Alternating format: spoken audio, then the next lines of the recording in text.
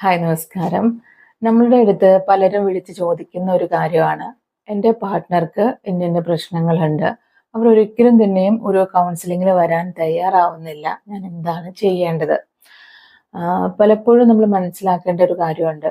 റിലേഷൻഷിപ്പിൽ പ്രശ്നമുള്ള റിലേഷൻഷിപ്പാണ് എന്നുണ്ടെങ്കിൽ അതിൽ ഭൂരിഭാഗം കേസിലും അതിൽ ഒരു പാർട്ട്ണർ വളരെ ടോക്സിക് ആയിട്ടുള്ള ഒരാളായിരിക്കാം. അല്ലെങ്കിൽ സംതിങ് അവരുടെ ഒരു അബ്നോർമൽ ബിഹേവിയർ ആയിരിക്കും അവർക്കുണ്ടായിരിക്കുക എന്നുള്ളതാണ്.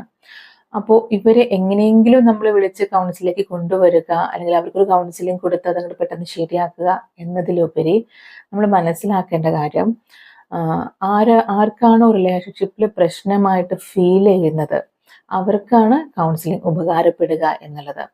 എന്ന് വെച്ചാൽ ഈ ഒരു അബ്നോർമാലിറ്റി ഉള്ള ഒരാൾക്ക് അവരുടെ ബിഹേവിയർ കൊണ്ട് മറ്റൊരാൾക്ക് ഒരു പ്രശ്നം ഉണ്ടെന്ന് ഇവർക്ക് ഒരിക്കലും ഒരു പക്ഷെ തിരിച്ചറിയാൻ സാധിക്കണം എന്നില്ല. അല്ലെങ്കിൽ അങ്ങനെയൊക്കെ പറഞ്ഞാലും അവരത് അഡ്മിറ്റ് ചെയ്യണം എന്നില്ല. അവർക്ക് അവരുടെ ബിഹേവിയറിൽ ഒരു പ്രശ്നം തോന്നാത്തിടത്തോളം കാലം അവർക്ക് അവരുടെ ബിഹേവിയറിൽ ഒരു ചേഞ്ച് വരുത്താൻ സാധിക്കില്ല എന്നുള്ളതാണ്. അപ്പോൾ പിന്നെ ഈ ഒരു റിലേഷൻഷിപ്പ് സ്റ്റാർട്ട് ചെയ്തത് മുതൽ എൻ്റെ സ്വഭാവത്തിൽ വളരെയധികം വ്യത്യാസം വന്നിട്ടുണ്ട്.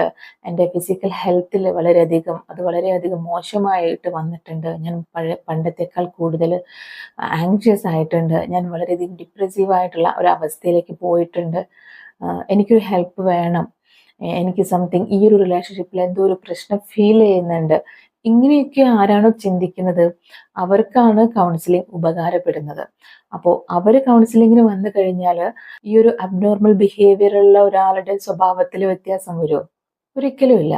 ആരാണോ കൗൺസിലിങ്ങിന് വരുന്നത് അവർക്ക് അവരുടെ ഇമോഷൻസിനെ കുറിച്ച് അവെയറാക്കി കൊടുക്കാനും അത് എങ്ങനെ നല്ല രീതിയിൽ റെഗുലേറ്റ് ചെയ്ത് കൊണ്ടുപോകാം, ലൈഫിൽ എങ്ങനെ നല്ല തീരുമാനങ്ങൾ എടുക്കാം, എങ്ങനെ നല്ലൊരു ക്ലാരിറ്റി എല്ലാ കാര്യത്തിലും കൊണ്ടുവരാം എന്നുള്ള രീതിയിലാണ് കൗൺസിലിംഗ് തെറാപ്പിസ്റ്റ് അവരെ ഹെൽപ്പ് ചെയ്യുന്നത്.